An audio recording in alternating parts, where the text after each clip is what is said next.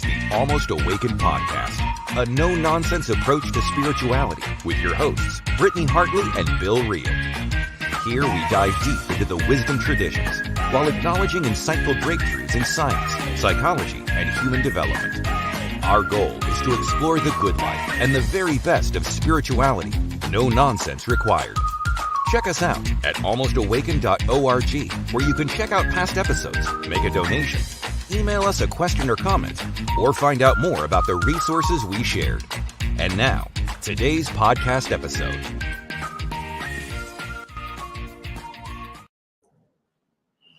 Hi, everybody. It is just me today.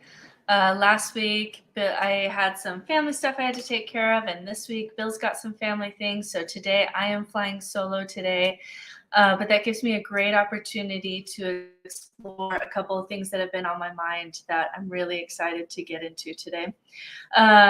So the first is a project that I've been working on that I want to tell you guys about. And then the second thing that I have for you is going over a TikTok video that I made that went viral-ish. I'm not going to say like viral because, you know, I'm not dancing or flashing my boobs or anything like that. But for a religious video, it got a lot of views. And so I really want to talk about that. So if you're not interested in the Gen Z stuff that I'm going to start with, and you're listening to this after I'm recording, just skip ahead a few minutes. And I do want to talk about this TikTok video that I made that went viral. So before I get into that, I wanted the people on this podcast to be the first to know that I finished my Gen Z spirituality program. I've been working on it for months because a lot of the feedback that I get is that, you know, I had order and structure growing up from religion. Parts of it weren't great, parts of it were okay. But then you deconstruct religion and it's hard, but hopefully you find a few others and a few podcasts. And after a while, you kind of start to make your way. And then the next thought, the literal next thought is, what about my kids? How do I teach them that there's more to life than things? How do I help them to find other wise adults other than me to teach them about the meaning of life? How do I give them tools when all the tools that I had, I left behind in my religion? How do I answer their questions about the universe and life and God when I'm just trying to figure out those questions too? How do I help them find out who they are and their path? Because if you grew up with religious parents, you were given a path, right? And that probably didn't work out for you at some point, but it may have gotten you started in life. And so I've been studying Gen Z, and my master's program was really focused on Gen Z spirituality. And I really love working in this complex space. And so I'm excited. I put out a program with some families who tested it for me, and I got feedback, and I'm finally introducing my online course that is specifically for Gen Z. So the hardest thing about this space is that a lot of non-religious spirituality is aimed at adults. So second half of life, with which Bill and I talk about all the time. Which is all about authenticity and deeper relationships and ego dissolving work and shadow work. But for first half of life, those are not the tools. So when you're a teen, you're actually really not encouraged to do things like shadow and inner child work, because it can make you feel a little crazy and unhinged to really work into your shadow and really dig into your inner child, because you're still kind of a child. So you have to actually develop an ego before you can jump into the shadow of your ego. And you have to be a child and a teen and a young adult before you can do inner child and inner teen work. So ego dissolving work isn't healthy for the first half of life. First half of life, it's healthy to develop an identity, an ego, and safety and order and structure and a sense of self. So a lot of the tools that are available that I'm seeing for non-religious spirituality aren't the tools that are best for teens and young adults. And then there's also a lot of things that are unique to Gen Z. For example, this statistic, some of them like don't surprise me, but this statistic surprised me, which is that Gen Z is twice as interested in who Jesus is as their millennial parents. So for millennials, it's like 30% are interested in learning more about Jesus or historical Jesus. And for Gen Z, it's over 50%. And so what's interesting is that, you know, the millennials, if you're a millennial, either your parents or grandparents probably told you things about Jesus, or you went to some kind of church on Sunday. Maybe you had to read out of the Bible when you were younger. But Gen Z didn't get all that. So all of this hullabaloo about Jesus and, seeing people with Jesus tattoos and crosses is really kind of mysterious for Gen Z. But then reading the Bible is so outside their language and their learning medium.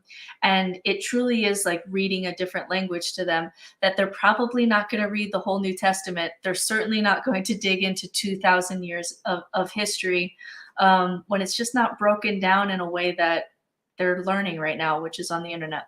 And so another unique thing is that growing up, I didn't have tarot cards or crystals just like at Target.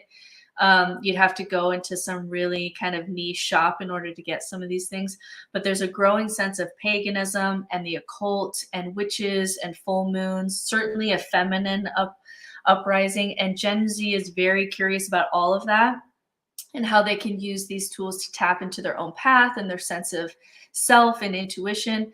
But it's like we as a millennial generation and Gen X are largely deconstructing, and we haven't had enough time to really reconstruct a whole world and set a set of tools for the next generation.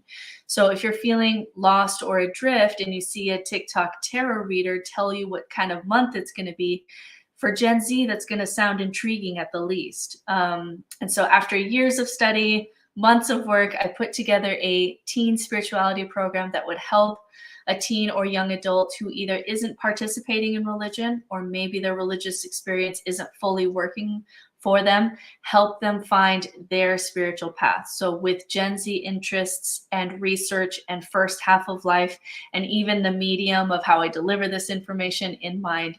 And so these are not long conversations like I usually have on this podcast with me and Bill. These are short 10-minute videos, super relevant. Sometimes I bring up someone on social media or I'm quoting The Simpsons and I have quick slides going on behind me with my face on screen talking and captions underneath so that it looks like a YouTube video or a TikTok video.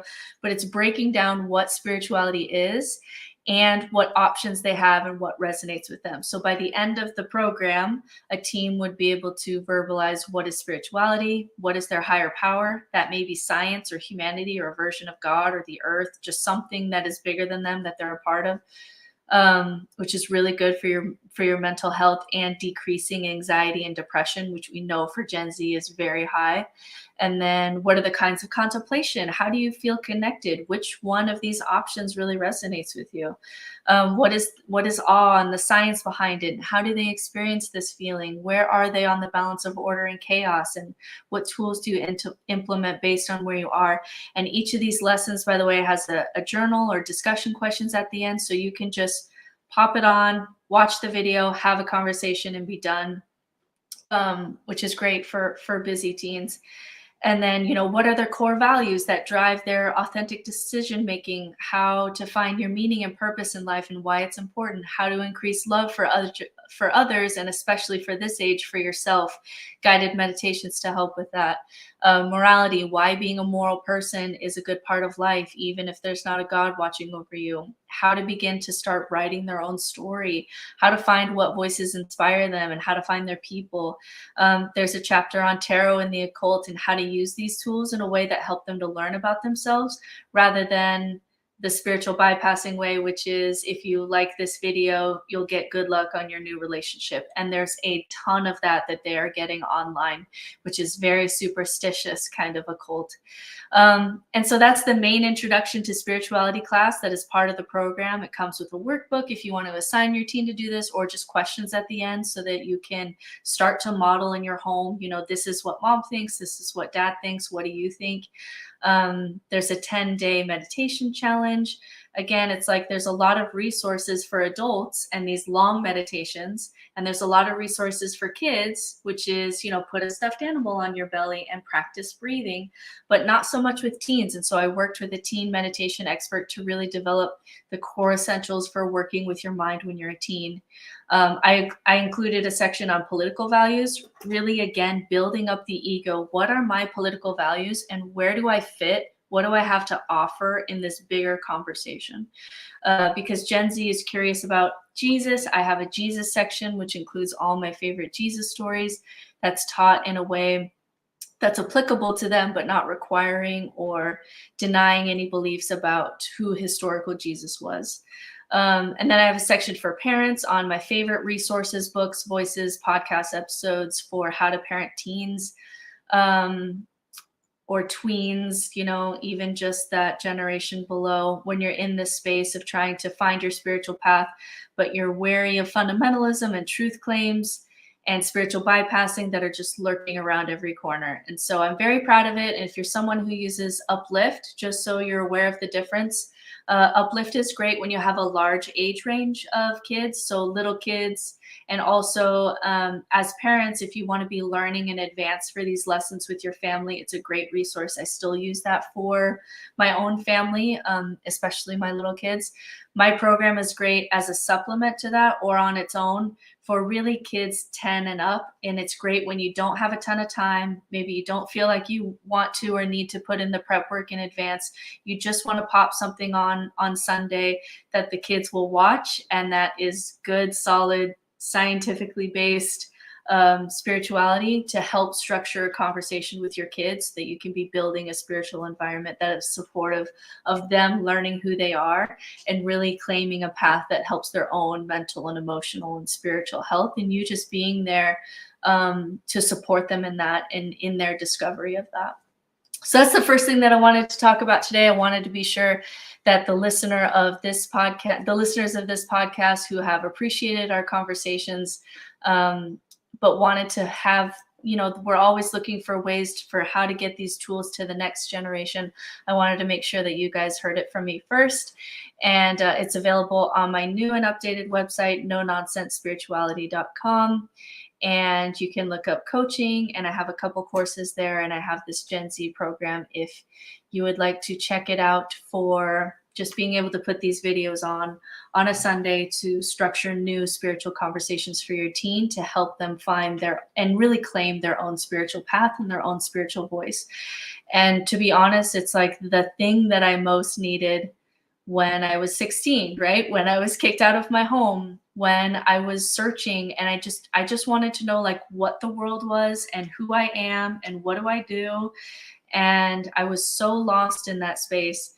And honestly, I was so broken because my options were nothing, like no guidance, no family, no, I'll help you with your tuition at BYU Idaho. Like my options were nothing, or find some way to come back to Mormonism, and especially this kind of strict version of Mormonism that I was taught.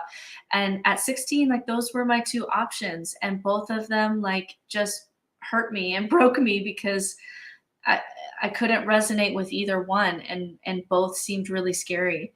And so, Bill and I talk about on this podcast a lot that we help in this world where we were most hurt. And so this program, not only do I believe in it for your family, but it also has a lot of personal meaning for me because it's the thing that I most needed at that age when I was the most broken, when I was removed from my family and alone, just trying to figure out who I am and what's going on in the world and how do I navigate all of this. So from me to you guys, check out the website, and I'm really excited to hear your comments for those who sign up for it. It's $100 for unlimited access to this course. It's not a yearly thing. It's just $100 up front. And I think that and I keep adding even more resources to it. So I really think it's worth your money if you're trying to find ways for the shortest amount of time to have these conversations with your kids. All right. That part's done. The second part of today's conversation, I guess conversation with myself mostly, is a video that I posted on TikTok. And I joined TikTok a few weeks ago when I had knee surgery. And, let's say, I think 150,000 people liked this video. And that might not seem like it's viral, but let's remember, I'm in a very niche space of trying to talk about secular spirituality.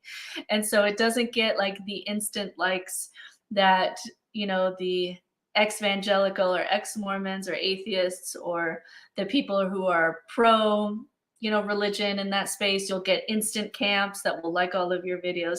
This is a very niche space. So, in a couple weeks, 150,000 people liking it and commenting on it and saying, this really resonates with me, gets me excited about maybe I'm onto something here. So what I did in this video is I had a Venn diagram with 3 circles. So not just 2 overlapping circles, but 3 overlapping circles where they all overlap in the middle.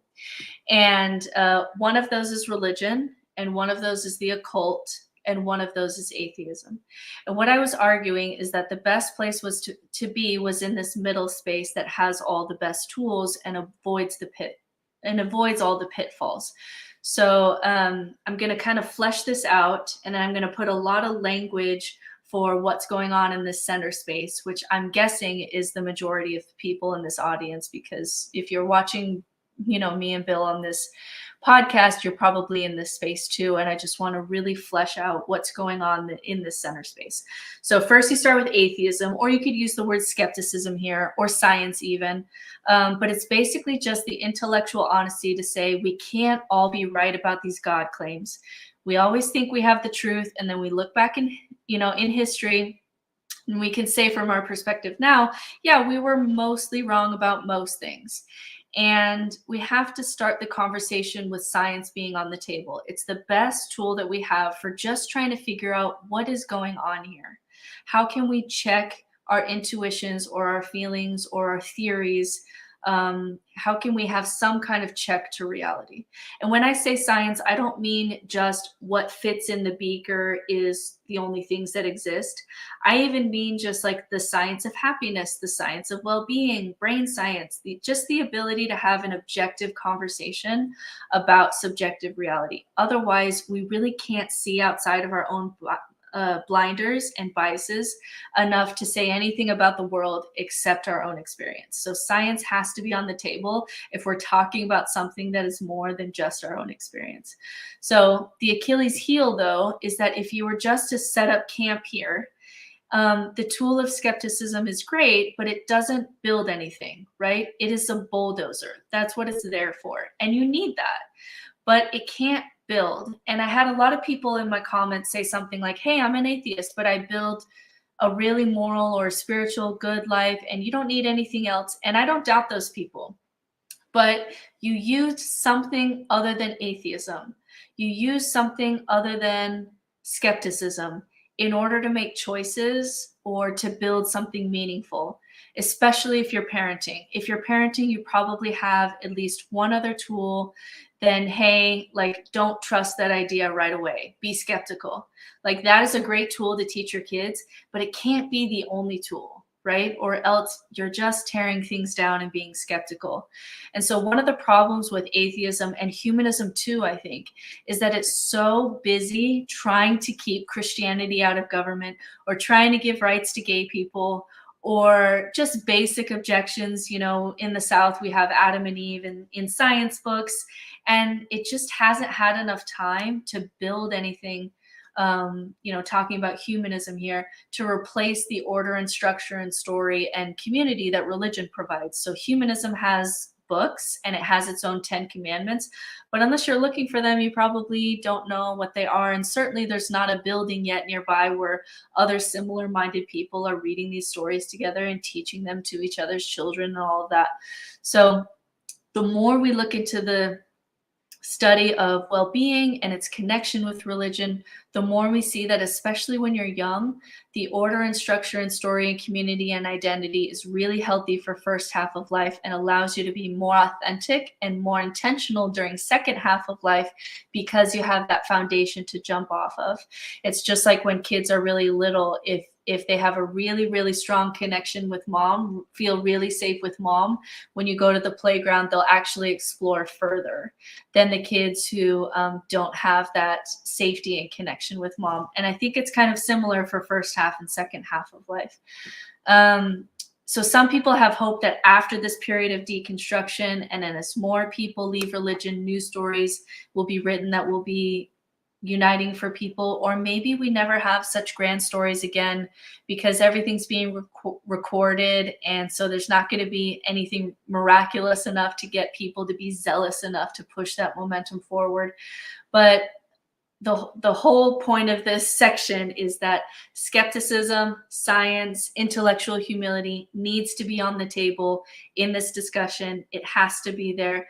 But on its own, you can get stuck there, because honestly, gathering atheists is like herding cats. Trust me, it is not easy to do.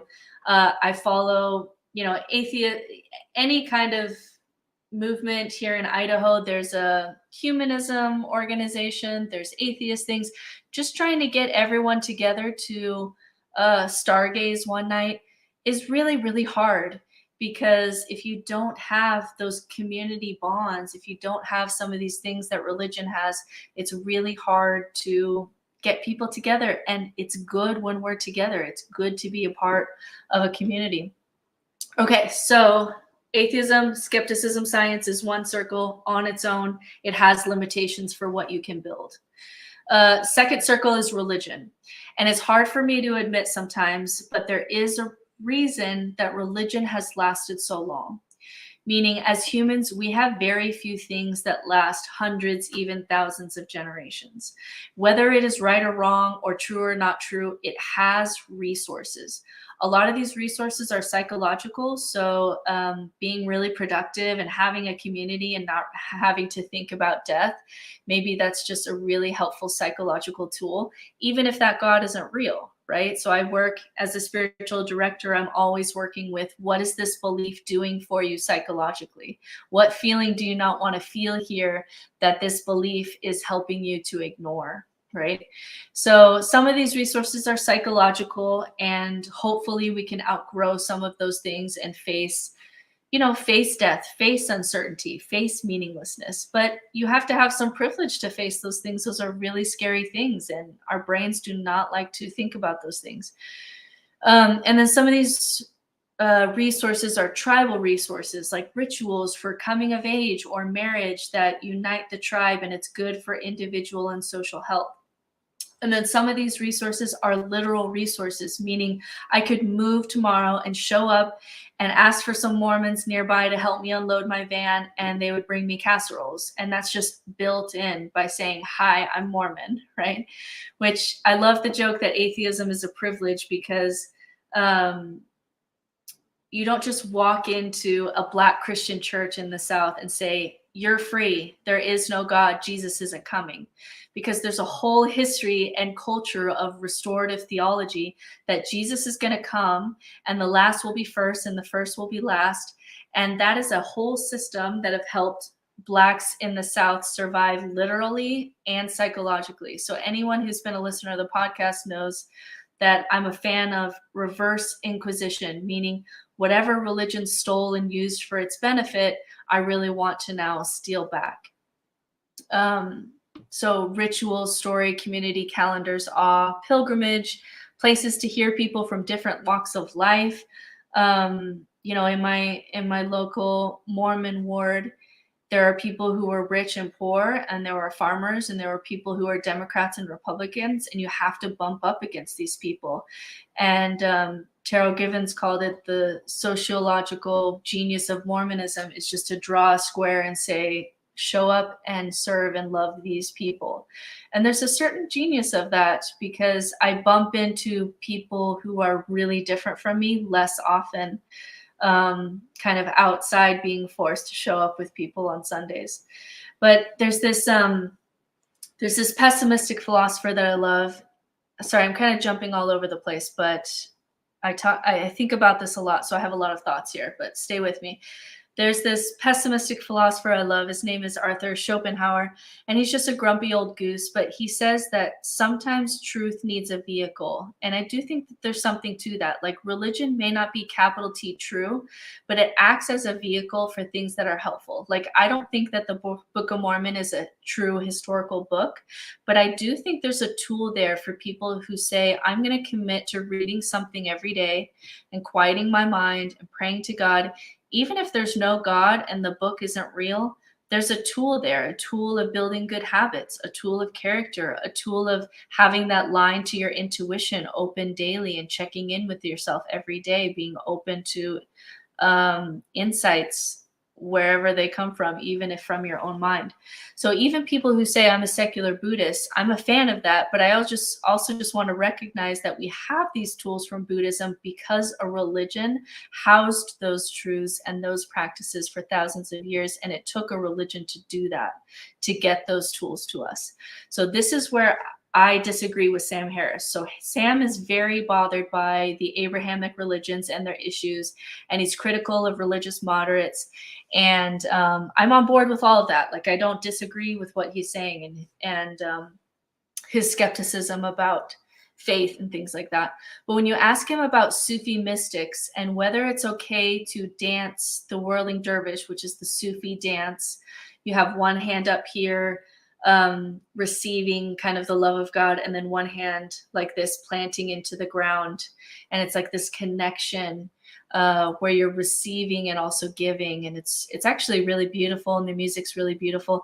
And someone asked him, is it okay to participate in some of these Eastern rituals? And he said something to the effect of, yeah, I think it's okay to do these things and get the benefits of the experience, as long as you kind of push away the truth claims that we just can't know. And I think that the hypocrisy there, or maybe not hypocrisy, but I think the blind side there is that he participated in India with Sufis and monks who have been trained by religion, and these religious practices that have been passed down, and he learned valuable tools, and he had to have boundaries with truth claims that didn't make sense to him. But I think the thing that stands out to me is that that's also what millions of Christians also do. They show up and have and experience valuable tools, psychological tools, centering prayer, community, singing together, whatever it is. And then you have to kind of push on the truth claims that have snuck in. And he did that with Eastern religion. And sometimes I don't think he allows that to happen in America with Western religion, with Abrahamic religions. Anyway, that's a side tangent. But I had a lot of comments on this section that religion is evil and it does nothing, and it's just going to always be corrupt. But it wouldn't have been a part of human life for 100,000 years if it didn't do something helpful for survival, if it didn't do something for our brains and our health and our bodies, right?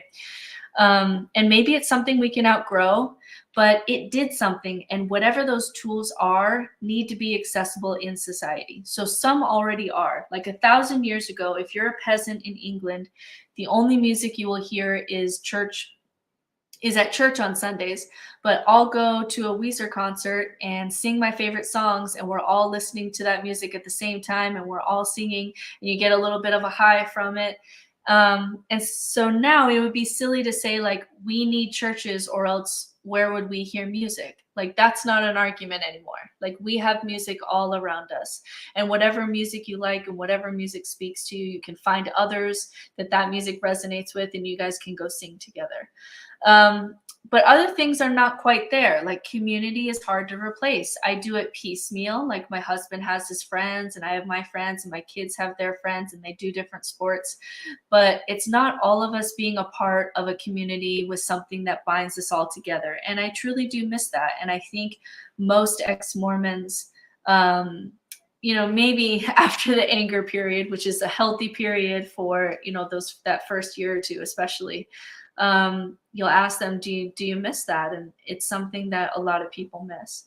But if you leave religion unto its own devices, our tribalism takes over, it becomes fundamentalism, and we are so sure about the unseen world that we do really stupid things in the world right in front of us. In fact, I just read this week, it was so interesting. I don't know if we could ever really go this far in America, but Japan was starting to crack down on religion's role in child abuse, and saying that we can't use the excuse anymore of hiding behind religion. So it was December 26th of 2022, Japan announced that, quote, using threats to force children to engage in religious activity, preventing them from marriage or study on the basis of religious doctrine, amounts to child abuse, according to the new guidelines drawn up by Japan's welfare ministry. Because what was happening is as they were doing child abuse cases, you would bump up against this argument, but we don't allow this person to marry this person under our religion. We don't allow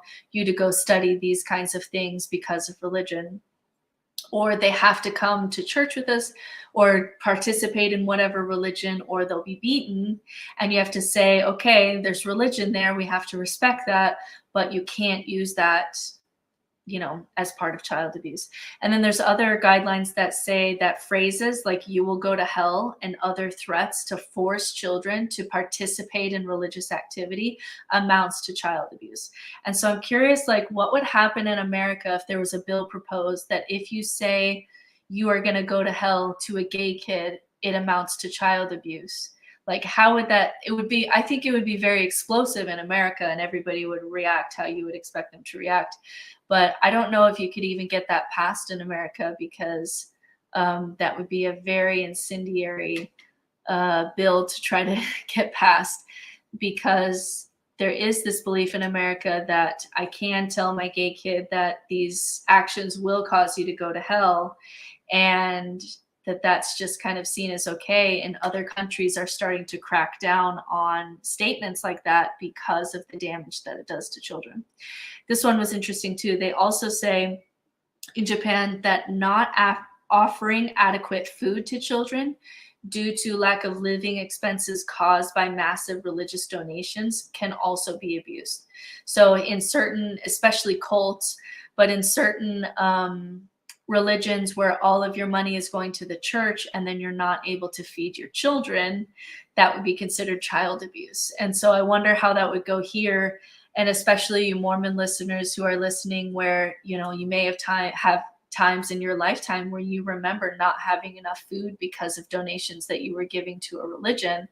Would that ever be assumed as child abuse in America? And then preventing children from interacting with friends who do not believe in the same religion, also under child abuse. So they're starting to categorize these religious things under child abuse. And so this is what we have to do with any religion. Society has to step in when the beliefs are so sure and the devoutness is so intense that it's damaging and harmful, especially to children who don't have any choice in what's real and what's not real. And tribalism and groupthink, hierarchy, is all ingrained into us. And so it has to be checked, or it becomes very violent and very dangerous very fast. So that's the religious circle. There are tools and resources. There's a reason that it's existed for so long. But unchecked, it will always become fundamentalism. If we didn't have the check of science pushing up against Christianity, the Western world would be a lot different than what it is today. Okay, and then you have the third circle, which is the occult.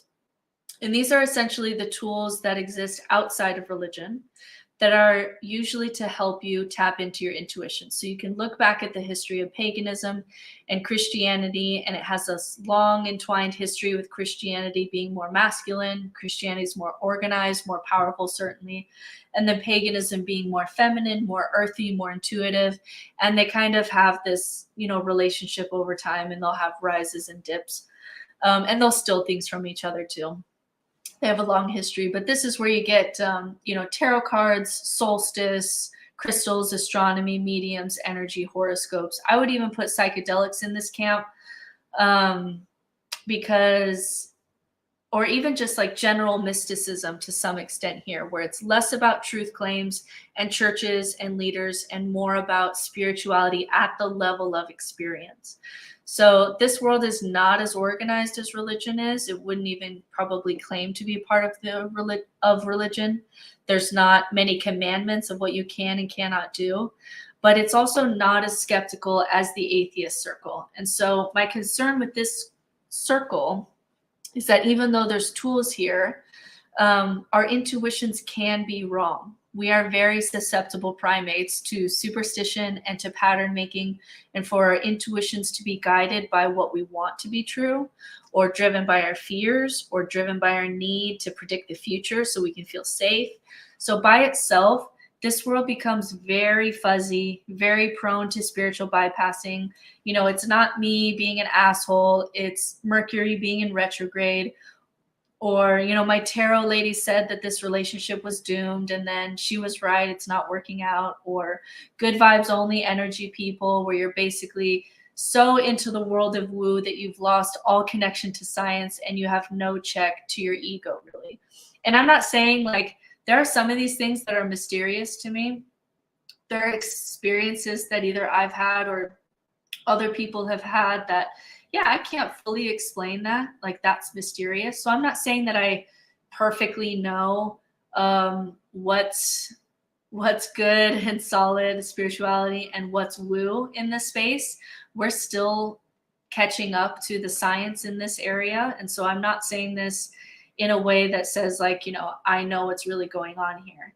But I do know there is an edge of this that is spiritual bypassing that becomes very scientifically fuzzy, where you have competing truth claims. Things like, The Secret, where if you put out your frequency, and some of that language can, when you start to get scientists to get on board with this language, it becomes really tricky for them to get on board, because there'll be truth claims about the universe and about energy and stuff that's mixed in there. You see this whenever Deepak Chopra goes and talks to a university, and I saw him talk one time, and it was to like physicists or astronomers or something like that, and he was getting ripped to shreds because they just couldn't get on board with some of his language. So some of this world is still mysterious to me, and I'm still learning, and I'm still trying to figure out what's helpful as a tool and what's maybe too woo for me. But at the very least, we can say there are people out here that have gotten lost in the world of their own intuition without any checks to what's driving your intuition or your ego or science or something else to just make you check what's going on, right? So you're just kind of creating and filling in patterns like your own prophet in order to feel some order in your life. And there's better ways to be using these tools. So I'm a fan of symbolism. I'm a fan of, Jungian psychology to help you dig into your subconscious. I'm a fan of the work that you can do in psychedelics.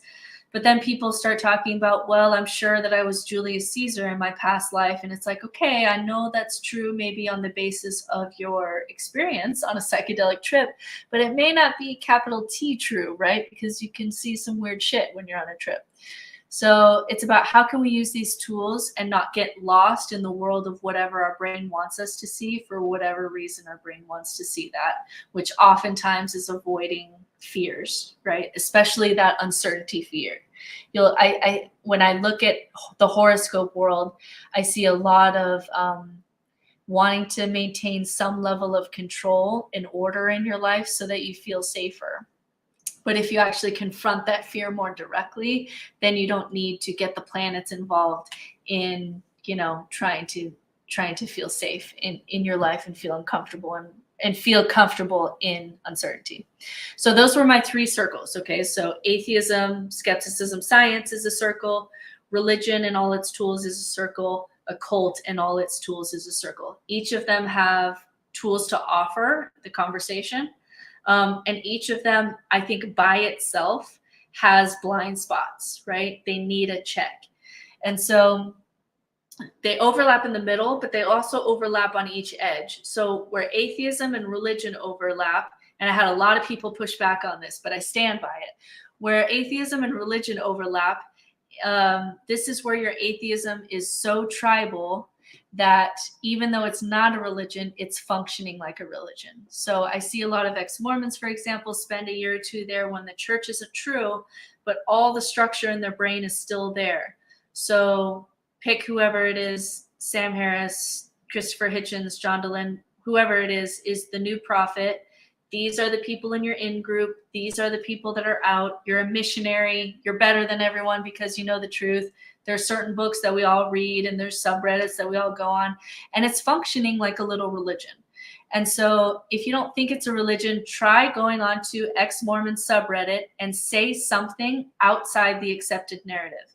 So if you go on to ex-Mormon subreddit and write something like, I really loved my mission. It was the best thing for me and my development, and I'm glad missions exist for 18-year-old boys. I think it's a really good thing. That may be genuinely true for you, but it's not on brand for that culture. And so you can't say it or you will get roasted, right?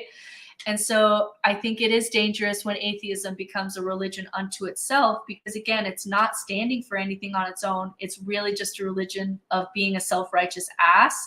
And I say that as someone who loves to be a pompous, intellectual, atheist asshole. But without that self-reflection piece that comes from, the intuition mystic side, it's just a religion of skepticism. And that's not going to be something beautiful and awe-inspiring in the long term, especially as I'm thinking what kind of life I want to pass down to my children. Just being the intellectual atheist ass at the table is not the only thing that I want to give them, even though I have had moments where I've been that guy, and I will still have moments where I'm that guy because it feels really good. But when atheism is functioning like a religion, I don't think it's really the best side of atheism, and I don't think it does the atheism brand any good to be that guy, right? Especially when, for most of my life I was Mormon, and so when I act like you have to be an idiot to be a Mormon, there's many inner selves who are feeling shamed by me saying that. So it's not the best that atheism can do, but it can act that way when atheism when atheism is starting to act like a religion. Where atheism and the occult overlap is essentially where there is no God, but you are open to the world of the occult. Maybe it's energy and frequency that begins to act like God, but it's not the theistic God of religion. This is a smaller intersection because atheists are the group with the lowest tolerance for things that are considered woo, so they're least on board with things like horoscopes. But there's about 13% of atheists who are active in the world of the occult, but do not believe in God. So that would be that intersection. And then where religion and the occult intersect will be things like witch covens or ayahuasca church or occult practices that start to gather people, and it begins to function like a religion. It's still going to be kind of loose, especially without that skepticism piece. Everyone's going to be kind of believing their own thing, but it's going to start to gather and do things like full moon rituals, or if you get a regular like witch coven meeting together for every season, that's kind of where the occult is starting to gather and function and provide rituals in the way that religions do, and community benefits, and you start even doing things where you can bring your children, and so the occult can start to gather and act like a religion too. And where I like to play, what I'm advocating for, is this little spot in the middle that none of the three are happy with, right? The occult doesn't like to admit that sometimes you go too far and you're way too out there, right? Because they'll just say, oh, your third eye has not yet been opened, or some shit, right?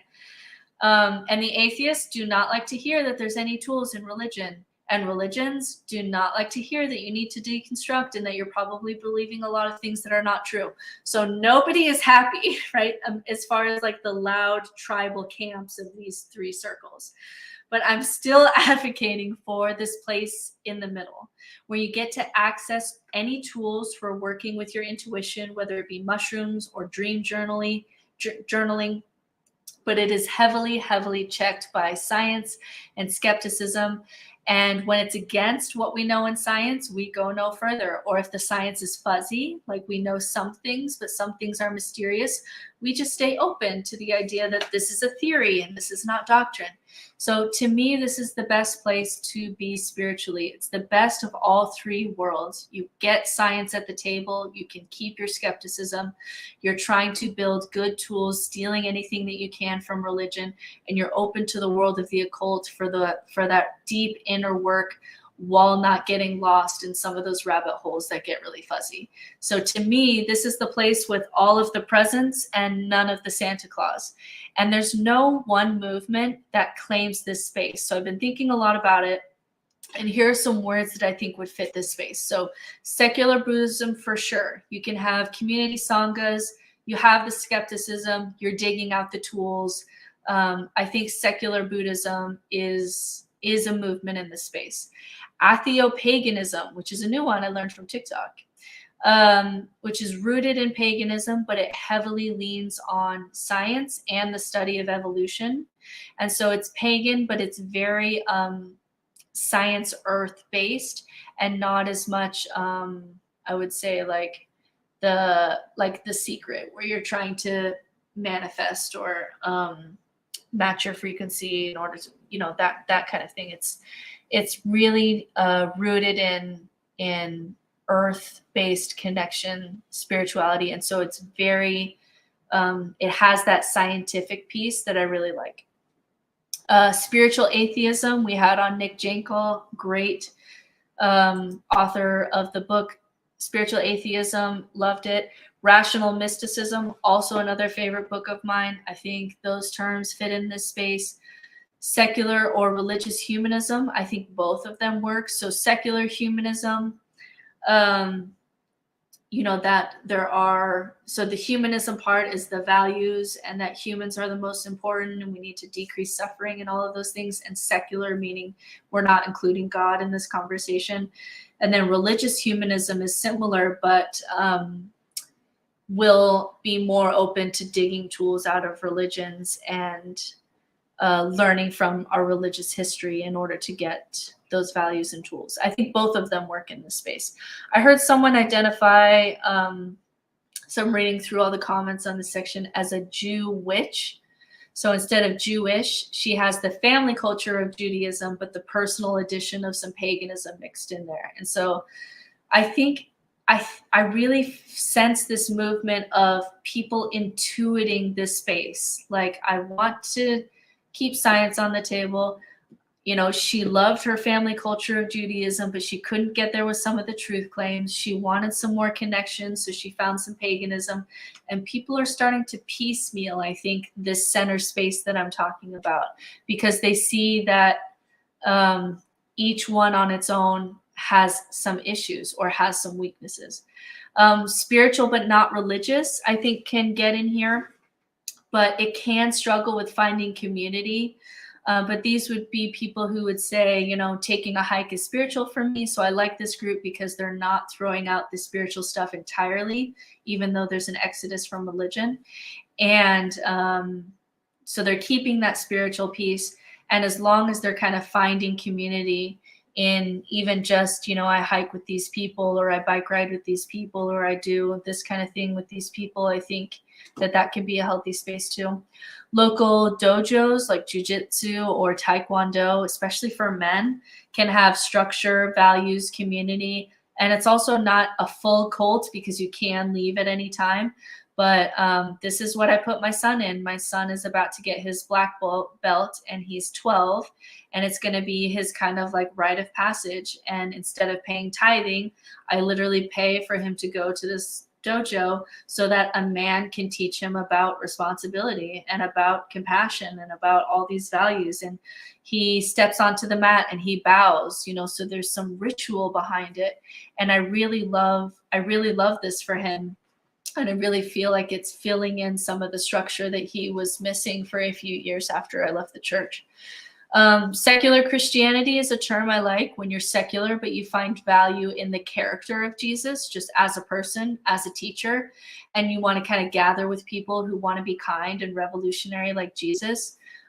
Christian deist is also close to this, where you believe in God but not the Trinity, and you just attend Christianity for the values that it's bringing.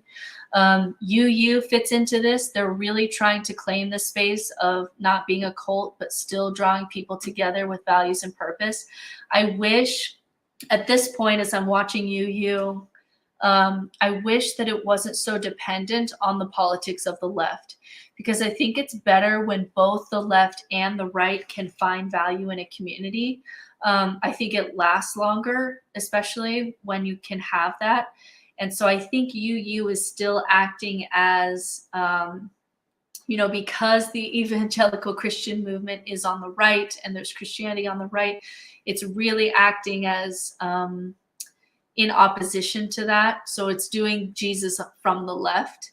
And so I don't think it fully yet stands on its own because it hasn't been able to draw in people who have political values that are more conservative. And so that concerns me, but it's a very interesting congregation to watch. And as the right gets more intense into politics, certainly as it gets more culty, I think it's drawing in people who still want to hold on to Jesus, but are really disgusted by Christian right politics. So I don't think it stands on its own. I think that it's kind of taking in the people who are leaving evangelical Christianity, but I hope over time it can be able to be more than just the Jesus of the political left, which is kind of where it leans now, from what I understand, from what I'm reading, right? The books in the space that I really like Religion for Atheists, Good Without God, Waking Up, The Awakened Brain. We're going to be discussing that with the author Lisa Miller in 2 weeks. So definitely come on for that discussion. That's going to be amazing because she's really into digging into the science of spirituality and what it's doing in our brains. Absolutely fascinating. Excuse me. But any book that really just contains the intersection of science, human nature, the meaning of life, something like that, is going to be probably a book that I would like. And I condensed all of that down. I've been talking almost an hour now. I condensed all of that down into like 2 minutes on TikTok, which is like nothing.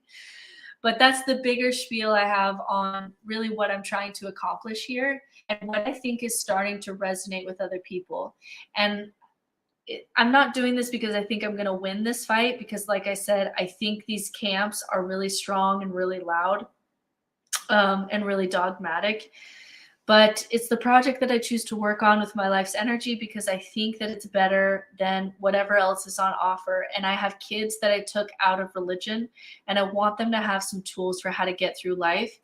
And to be honest, I'm still figuring that out as I go. So those are my thoughts for today. Check out my website. It's a brand new website, same domain name though, nononsensespirituality.com.